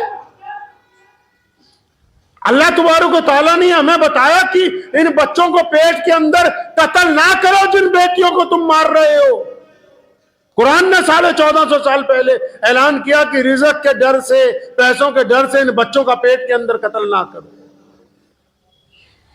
قرآن نے کہا کہ یہ جن غریبوں کو سود پر پیسے دے کے ان کی جائیدادیں ہڑپتے ہو، جن کے اوپر سود لگا کے ان کی نسلیں تک قرض اتارنے میں برباد ہو جاتی ہیں، قرآن نے دنیا کو پہلی بار کہا کہ یہ سود کا نظام حرام ہے، سود لینا بھی حرام، سود دینا بھی حرام۔ قرآن نے کہا کہ کاروبار کے اندر ایمانداری کرنی ہے، قرآن نے کہا کہ بیوی کے ساتھ وفاداری رکھنی ہے، قرآن نے کہا کہ جب تولنا ہے تو برابر تولنا ہے، قرآن نے کہا جب ظالم سامنے آئے تو حق کے لیے اٹھ کے کھڑے ہونا ہے، قرآن پاک نے کہا کہ مظلوم کی، غریب کی عزت میں اضافہ کرنا ہے، قرآن پاک نے کہا کہ جاہلوں کے ساتھ بحث نہیں کرنی۔ قرآن پاک جیسی کتاب، میں دنیا کی تمام مذاہب کی کتابوں کا احترام کرتا ہوں، لیکن آپ کو ایک حیرت انگیز بات بتاؤں کہ تمام کتابیں جو اللہ اس کے رسول صلی اللہ علیہ وسلم کا جو قرآن پاک ہے یہ دنیا کو ہدایت کی راستہ دکھاتا ہے، تمام کتابیں بھی محبت کی بات کرتی ہیں، قرآن بھی محبت کی بات کرتا ہے، لیکن دنیا کی ساری کتابوں میں اکیلا قرآن پاک ایسا ہے جس میں طلاق کا بھی ذکر کیا گیا۔ اب آپ سوچیں گے طلاق کا ذکر کیوں کیا گیا، بلکہ دنیا کی دیگر بڑی کتابوں میں طلاق کا ذکر نہیں ہے۔ قرآن نے جب طلاق کا ذکر کیا وہ بھی رحمت سے کیا۔ کسے بھائی؟ طلاق کا ذکر حالانکہ ناپسند ہے اللہ کو، پھر بھی رحمت سے کیا۔ کیوں؟ وہ حکم ہوا جب پھانسی گئے ہو غلط جگہ تو آپس میں چھٹکارا کر کے نہیں زندگی شروع کرو، یہ نہیں کہ جہاں چلی گئی تو جنازہ ہی اٹھے۔ قرآن پاک نے ایک دستور دیا، دنیا کو جینے کا سلیقہ عطا کیا، بتا دیا کہ کھانا اگر کھا رہے ہو بسم اللہ پڑھنے سے پہلے اس بات کو طے کر لو۔ قرآن کہتا ہے کہ یہ لقمہ حرام کا ہے یا حرام کا ہے۔ یہ شعور دنیا کو قرآن پاک نے سکھایا ہے۔ ایسے ہی تھوڑی کہ بڑے بڑے لوگوں کو قرآن پاک سے تکلیف ہے، آج ان کو تکلیف ہے جو ایک تھالی میں کھانے کا، اب ایک تھالی میں کھانے کا ہنر نہیں رکھتے، جن کو انسانوں سے نفرت ہے، ان کو تکلیف ہے جو گورے اور کالے میں فرق محسوس کرتے، ان کو تکلیف ہے جو امیر اور غریب میں فرق محسوس کرتے، ان کو تکلیف ہے جو دنیا کے اوپر ظلم کا راج قائم کرنا چاہتے ہیں، کیونکہ قرآن بار بار کہتا ہے کہ ایک ہی صف میں کھڑے ہو گئے محمود اور ایاز، نہ کوئی بندہ رہا نہ کوئی بندہ نواز، بندہ صاحب و محتاج و غنی ایک ہوئے، تیری سرکار میں پہنچے تو سبھی ایک ہوئے۔ قرآن نے کہا نا، ہم بیٹھے نہیں مسجد میں، کوئی گورا ہے، کوئی کالا ہے، کوئی امیر ہے، کوئی غریب ہے، کوئی افسر ہے، کوئی ملازم ہے، کوئی شہزادہ ہے، کوئی فقیر ہے، لیکن خدا کے حضور جب حرم کی مسجد میں، مسجد نبوی میں یا دنیا کی کسی مسجد میں پہنچتے ہیں تو جو جتنی دیر سے آتا ہے وہ اتنا پیچھے بیٹھتا چلا جاتا ہے، کیونکہ قرآن نے یہ سکھا دیا کہ تم کو ایک دوسرے کے اوپر عزاداری نہیں دی گئی، تم ایک دوسرے کے اوپر حاکم نہیں لگائے گئے، بلکہ اللہ نے تمہیں ایک دوسرے کا بھائی بنا کر بھیجا ہے۔ دنیا میں ان لوگوں کو تکلیف ہے، سویڈن کے ان لوگوں کو میں پیغام دیتا ہوں اور انہیں ایک بات بتاتا ہوں جو تاریخی بات ہے۔ ٹھیک ہے آپ نے قرآن پاک جلایا، لیکن یاد رکھو مسلمانوں، آپ بھی دل پہ لکھ لو، ہمیشہ تکلیف اس سے ہوتی ہے جو عزت والا ہوتا ہے، لوگوں کو حسد اس سے ہوتی ہے جو ترقی کرتا ہے۔ سویڈن کی زمین پر 1400 سال کے بعد بھی قرآن پاک کے جلانے کا مطلب یہ ہے کہ آج بھی دنیا کی کتابوں کی سردار اگر کوئی ہے تو وہ قرآن پاک ہے اور کوئی نہیں۔ اور اہل سویڈن یاد رکھیں، یہ قرآن کا نظام ہے کہ جس زمین پر اللہ کے قرآن کی بے ادبی ہو، جس زمین پر نبی جو ہوتا ہے نا جی، نبی ہمارے پیارے نبی صلی اللہ علیہ وسلم، نبی دونوں حالتوں میں امت کے لیے رحیم ہوتا ہے۔ نبی جب مکے میں تھے ظالموں کا راج تھا تو صبر کیا، اور جب مکے میں آئے اپنا راج آیا تو کرم کیا۔ تو جو لوگ قرآن پاک کی بے ادبی اگر کسی جگہ کرتے ہیں، عذاب نہیں آنے والا، تمہاری نسلوں میں کلمہ لا الہ الا اللہ محمد الرسول اللہ پڑھنے والے لوگ پیدا ہوں گے، اور جس زمین پر قرآن پاک کو جلایا گیا اس زمین سے 5 وقت اللہ اکبر کی صدائیں آنے والے دور میں دنیا دیکھے گی۔ یہ قرآن کا نظام ہے، یہ قرآن کی صداقت ہے۔ کیسر نے، کسرا نے، پرویز نے ہمارے نبی علیہ السلام کا خط پھاڑا۔ کہاں ہے پرویز؟ کہاں ہے کیسر و کسرا؟ کہاں ہے ہرمز؟ کہاں ہے فرانس کے وہ بڑے بڑے شہزادے جنہوں نے پوری طاقت کے ساتھ بیت المقدس کو گھیرنے کی کوشش کی؟ اللہ تبارک و تعالیٰ کے قرآن کا نظام ہے۔ قرآن پاک اپنے انداز سے قائم کیا گیا، ایسی کتاب دنیا میں نہیں ہے۔ قرآن مریضوں کے لیے شفا ہے، قرآن نا امید لوگوں کے لیے امید کی کرن ہے، قرآن بزدل لوگوں کے لیے ہمت کا پیغام ہے، قرآن نفرت کے درمیان محبت کو پیدا کرتا ہے۔ تو قرآن پاک کی جب کہیں بے ادبی ہوتی ہے تو پھر وہاں پر قرآن پاک کو ماننے والوں کی بنیاد رکھ دی جاتی ہے، قرآن پاک کی تعلیم کے عام کا فیصلہ کر دیا جاتا ہے۔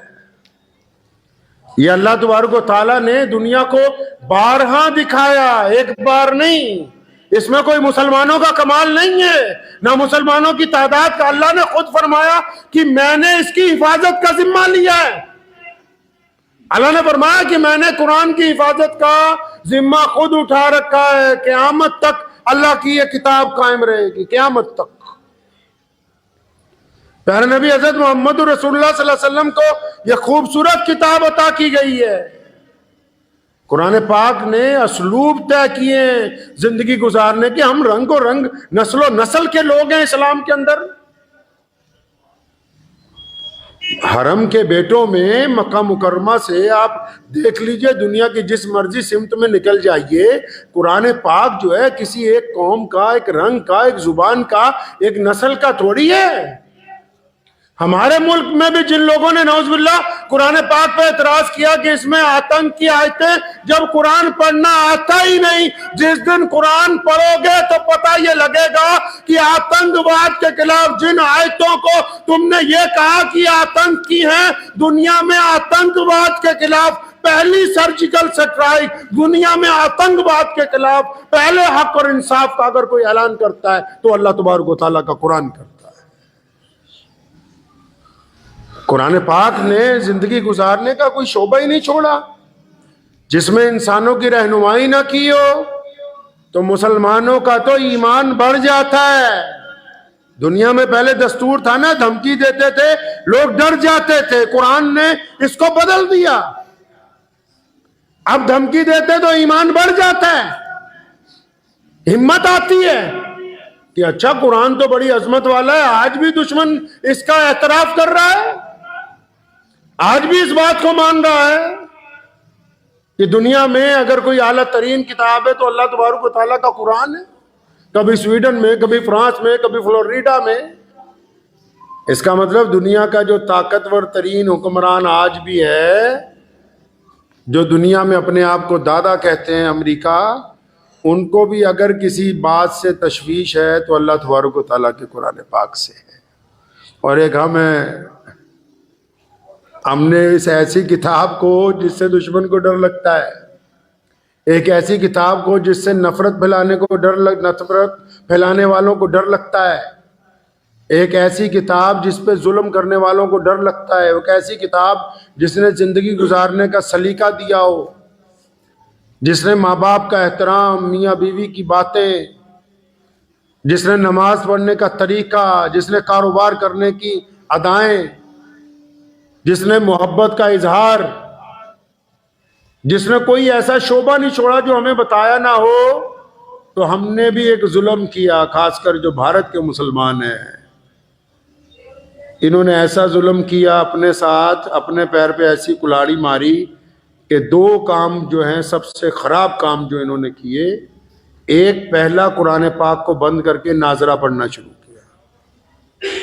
اب ناظرہ پڑھنا کوئی گناہ تو نہیں ہے، لیکن بنا ترجمے کے پڑھنا گناہ ہے، مطلب سمجھ ہی نہیں۔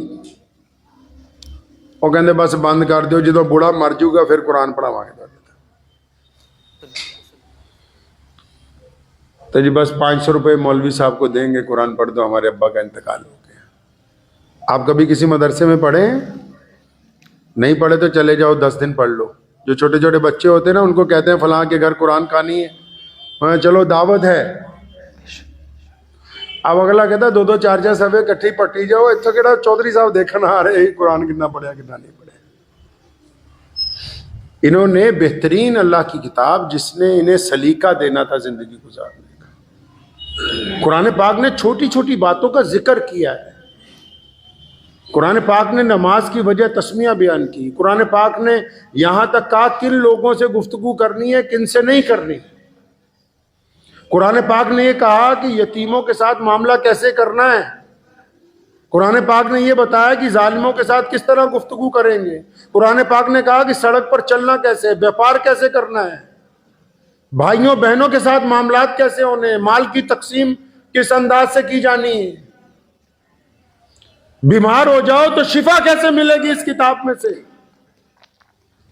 سائنسدان بننا ہے تو کون سی آیتیں ہیں قرآن پاک کی جو دنیا کے رموز کھولتی ہیں۔ رسول اللہ کبھی سمندر کی طرف ایک قدم نہیں بڑھے، اور تحت الثری کا ذکر، تحت الثری کا، سمندر کے نیچے 7ویں تہ کا ذکر قرآن پاک نے کیا ہے۔ آسمانوں کے رموز کھول کے رکھے، انسان کے جسم کے رگو پہ کے رموز کھول کے رکھے، اور انہوں نے بھارت کے مسلمانوں نے اس کتاب کو بند کیا۔ کہتے ہیں ناظرہ پڑھا دے، جب ابا جی کا انتقال ہو جائے گا تو بخشوا دینا بس۔ دوسرا، حضور صلی اللہ علیہ وسلم کی سیرت نہیں پڑھی، سیرت کو بند کر کے فتووں کی کتاب لے آئے۔ قرآن پڑھتے، سیرت پڑھتے تو قرآن سمجھ میں آتا۔ دو کام غلط کیے، اب ان کی وجہ سے پھر پریشان ہو گئے۔ ان کو پتہ ہی نہیں، کوئی کہہ دے کہ نعوذ باللہ قرآن پاک میں فلاں آیت ہے، تمہارے قرآن شریف میں ایسا لکھا ہے، ان کو پتہ ہی نہیں، جبکہ قرآن پاک جو ہے دنیا کی ایسی مقدس پاک کتاب ہے جو دنیا میں کہیں بھی ہو ظلم کی طرفداری کرتی ہی نہیں ہے، کیونکہ پڑھا نہیں۔ اب بھی وقت ہے وہ لوگ قرآن پاک کی طرف پلٹیں، اس سے سبق حاصل کر لیں۔ جس نے قرآن پاک جلایا ہوگا اس کو اس سے خوف محسوس ہوا تبھی جلایا۔ اب ہماری ذمہ داری ہے کہ قرآن پاک کو اپنے سینوں میں محفوظ کریں، قرآن پاک کے محافظ بنیں، قرآن کے داعی بنیں، قرآن پاک کی جو حکم ہے ان کو اپنی زندگی میں اتاریں۔ پتہ لگے چلتے ہوئے کہ یہ مسلمان ہے، اس کی نگاہیں اس لیے جھکی ہوئی، قرآن کہتا ہے اپنی نظریں نیچی رکھو۔ صرف عورتوں کو ہی نہیں کہا کہ برقع پہن لو، صرف عورتوں کو قرآن نے نہیں کہا کہ برقع پہن لو، عورتوں کو کہا کہ اگر تم نقاب پہنو، برقع پہنو، عورتوں کو حکم دیا کہ تم اپنا چہرہ ڈھانپو، جسم ڈھانپو، تو ساتھ میں مردوں کو بھی کہا کہ تم اپنی نگاہوں کو نیچی کر لو، کسی کی بہو بہن بیٹی کی طرف گندی نگاہ نہ ڈالو۔ تو جب یہ قرآن پڑھیں گے، قرآن کے اوپر عمل کریں گے، تو چلتے پھرتے لوگوں کو پتہ لگے گا کہ یہ قرآن پاک کی تعلیم والے لوگ ہیں۔ اور ساتھ میں کون جانا ہے جی؟ ساتھ میں کچھ نہیں جانا، مال دولت فیکٹریاں پیسہ کچھ نہیں۔ ایک قرآن پاک ہی ہے جو لڑ پڑے گا فرشتوں کے ساتھ۔ قرآن پاک کی آیتیں ڈھال بن کے قبر میں کھڑی ہو جائیں گی جنازے کے لیے کہ ہم نہیں جانے دیں گے اس کو جہنم کی طرف۔ اللہ تبارک و تعالیٰ سے کوئی سفارش کر سکتا ہے تو اللہ تبارک و تعالیٰ کا قرآن ہے جو قبر میں بندے کے مرنے کے بعد اس کا ساتھی بن سکتا ہے۔ ایسا وقت لگا رہے ہیں، ایسا وقت گزار رہے ہیں، قرآن پڑھنے کے لیے ٹائم نہیں ہے، موبائل کے لیے ٹائم ہے، فیس بک کے لیے ٹائم ہے، واٹس ایپ کے لیے ٹائم ہے، قرآن کے لیے وقت نہیں ہے۔ اب بھی سمجھ لو کہ دنیا کے انسانوں کی بہترین اگر کوئی ضرورت پوری کر سکتا ہے تو اللہ تبارک و تعالیٰ کا قرآن ہے۔ قرآن خود بھی پڑھیں، اپنے بچوں بھی پڑھائیں۔ اور ہم لوگ جو مسلمان ہیں ابھی تک یہ بھی قرآن پاک کا کمال ہے. اللہ تعالیٰ کے اس قرآن نے، اس مقدس قرآن نے ہمارے ایمان کو سالم رکھا ہے، ہمیں ہمت عطا کی ہے، استقامت عطا کی ہے پوری دنیا کے اندر. یہ قرآن پاک کے معجزے ہیں. تو اس لیے ضروری ہے مسلمانوں کی اس بات میں تو تعریف ہی ہے. اکثر مولوی نہیں کرتے، میں اس لیے پازیٹیو بات کہہ دیا کرتا ہوں تاکہ انہیں یاد رہے یہ مسلمانوں کی تعریف ہے کہ مسلمانوں نے پوری دنیا میں، دیکھو جب انگریز نے قرآن چلانا شروع کیا، انگریز نے قرآن پاک کے نسخے ضبط کیے اپنے دور میں اس ملک میں، تو ہم نے لاکھوں حافظ تیار کیے. رشیا کے زار نے جو وہاں کا بادشاہ تھا قرآن پاک کے پڑھنے کے اوپر پابندی لگائی، قرآن رکھنے پر پابندی لگائی، تو وہاں کے مسلمانوں نے 70 سال تک تہ خانوں کے اندر مدرسے چلا کے لاکھوں حافظ قرآن تیار کر کے کھڑے کر دیے. یہ قرآن پاک کا معجزہ ہے کہ قرآن اپنے پڑھنے والے کو پست ہمت نہیں ہونے دیتا. اور پھر اللہ فرماتے ہیں ہم ایسی مصیبت سے ایسی جگہ سے نکال دیتے ہیں، پھر ایسی جگہ سے رزق دے دیتے ہیں، ایسی جگہ سے اس کو شفا مل جاتی ہے کہ سوچ بھی نہیں سکتا ہے. اپنا یقین زندہ رکھیں. مجھے ایک صاحب ملے ابھی کل پرسوں، تو بزرگوں کی بات چل پڑی. بزرگوں کے یہاں جانا تو اچھی بات ہے. مجھے کہنے لگے دلی میں 58 چوکھٹیں ہیں. تو میں نے کہا بھائی ہم تو ایک ہی چوکھٹ کے مرید ہیں، وہ اللہ اور اس کے رسول کی ہے. بس جو ہر در پر جھکے وہ سر سر نہیں ہوتا، جو ہر در پر جھک جائے وہ سر سر نہیں ہوتا. قرآن نے اس سر کی عزت کی ہے کہ اللہ نے اس کو جسم کا سردار بنایا ہے. تو اس کے معیار کو قائم رکھیں، اپنے ایمان کو قائم رکھیں، اس یقین کو قائم رکھیں کہ زندگی ہے، موت بھی آنی ہے، ساری زندگی تو دنیا کے اندر رہنا نہیں ہے. تو جب جانا ہے تو یہ جو امانت ہے زندگی کس کی ہے؟ اللہ کی ہے نا. جب واپس کرنی ہے تو امانت دینے والا پوچھے گا نہیں کہ کیسے گزاری. تو اگر اللہ اور اس کے رسول صلی اللہ علیہ وسلم کے حکم کے مطابق گزار دیں. یہ تو بار بار پوری دنیا کے جو بڑے بڑے دشمن ہیں اسلام مخالف، یہ ہمیں بیدار کرتے ہیں کہ اٹھ جاؤ، اپنا قرآن سنبھال لو، نماز سنبھال لو، اپنے دین کو دیکھ لو. یہ تو قرآن پاک کی عظمت کا اعلان کرتے ہیں بار بار. کیونکہ بھائی حسد تو اسی سے کیا جا سکتا ہے جو بہت زیادہ طاقتور ہو. تکلیف تو دنیا کو اسی سے ہوتی ہے جس میں کوئی بات ہوتی ہے، جن میں کوئی بات ہی نہیں ان سے کیا تکلیف ہے. تو یہ خوش قسمتی ہے ہماری کہ اللہ تبارک و تعالیٰ نے مجھے اور آپ سب کو کلمہ لا الہ الا اللہ محمد رسول اللہ صلی اللہ علیہ وسلم کی دولت عطا فرمائی. اس لیے اس بات کو آج سے اپنے ذہن میں رکھ لیں کہ ہم جب بازار میں چلیں، گھر میں ہوں، کاروبار میں ہوں، ہمارا مزاج جو ہے اللہ اور اس کے رسول کے حکم کے مطابق ہو. ہمارے ہم وطن بھائی جو ہیں، ہمارے ہندو بھائی، سکھ بھائی، عیسائی بھائی، دلت بھائی، جینی بھائی، جب آپ ان سے ملیں، معاملات کریں، اسلام نے یہ نہیں کہا کہ ساری دنیا مسلمان ہو جائے، لیکن اسلام یہ چاہتا ہے کہ ایک مسلمان جب کسی غیر مسلم سے معاملہ کرے تو وہ غیر مسلم اس کی پیٹھ کے پیچھے، اس کی غیر موجودگی میں یہ کہنے پر مجبور ہو کہ یہ بندہ ایماندار ہے. جنت میں جانا تبھی ہے، اکلیاں نمازاں نہیں لے جانیاں، صرف جمعہ نہیں ہو جانا جنت میں. یہ والی گواہی ضروری ہے. کون سی؟ جو ہمارے ہم وطن دوست ہیں، ہمارے ہم وطن ساتھی ہیں، ہمارے کاروبار کے ساتھی ہیں، ہماری تعلیم کے ساتھی ہیں. اور وہ تب آپ کو اچھا کہیں گے جب آپ کے کردار میں سے خوشبو آئے گی. دنیا کو رسول اللہ نے جب بتانا تھا، جب دنیا کو یہ بتانا تھا کہ اللہ وحدہ لا شریک کی عبادت کرو، جب یہ بتانا تھا کہ میں اللہ کا رسول بن کے آیا ہوں، تو ان دونوں باتوں سے پہلے میرے کریم رسول نے کہیے صلی اللہ علیہ وسلم، ان دونوں باتوں سے پہلے نبی علیہ السلام نے ایک بڑی پیاری بات مشرکین مکہ کو کہی تھی. کیا فرمایا؟ فرمایا کہ تمہارا میرے بارے میں کیا خیال ہے. یہ نچوڑ ہے زندگی کا. فرمایا تمہارا میرے بارے میں کیا خیال ہے. سارے ہی اٹھ کے کھڑے ہو گئے، یا رسول اللہ، اے محمد صلی اللہ علیہ وسلم، آپ جیسا خوبصورت کوئی نہیں، سچ بولنے والا کوئی نہیں، شرم و حیا والا کوئی نہیں، امانت رکھنے والا کوئی نہیں. یعنی پورے مکے کے لوگوں نے گواہی دی کہ محمد صلی اللہ علیہ وسلم آپ تو سب سے اعلیٰ ہیں, آپ کا کردار بولتا ہے. فرمایا اچھا جب تمہیں اس بات کی تسلی ہے کہ میں تمام معاملات میں تم سب سے اچھا ہوں, تو پھر اب میں تمہیں بتاتا ہوں کہ آؤ اللہ اور اس کے رسول صلی اللہ علیہ وسلم کی طرف آ جاؤ. تو زندگی کا فن کیا ہے بھائی؟ دوسروں کو اچھا نہیں بنانا, فن یہ ہے کہ خود اچھا بننا ہے. بنے گا انشاءاللہ. ہم نے قرآن روز پڑھنا ہے. کون کون حضرات وعدہ کرتے ہیں کہ روز کم از کم 1 رکوع 2 رکوع 3 رکوع روز پڑھیں گے انشاءاللہ؟ نہیں پڑھنا آتا سیکھنے جائیں گے انشاءاللہ, پڑھیں گے روزانہ. سفر میں ہو, جہاں کہیں بھی ہو, اسلام کی تحفظ یہی ہے کہ جتنا دشمن ناراض ہو ہم اتنے پکے مسلمان بنے. دعا کیجیے اللہ تعالیٰ مجھے بھی اور آپ سب کو بھی ان باتوں پہ عمل کی توفیق عطا فرمائے. وآخر دعوانا ان الحمدللہ رب العالمین. تو امید ہے شاہی امام پنجاب مولانا عثمان لدھیانوی صاحب کا یہ بیان آپ کو بہت زیادہ پسند آیا ہوگا. بیان پسند آیا ہو تو ویڈیو کو لائک شیئر اور چینل کو سبسکرائب کرنا بالکل نہ بھولیے گا. چلیے ملتے ہیں کسی اور ویڈیو میں. والسلام علیکم ورحمۃ اللہ وبرکاتہ.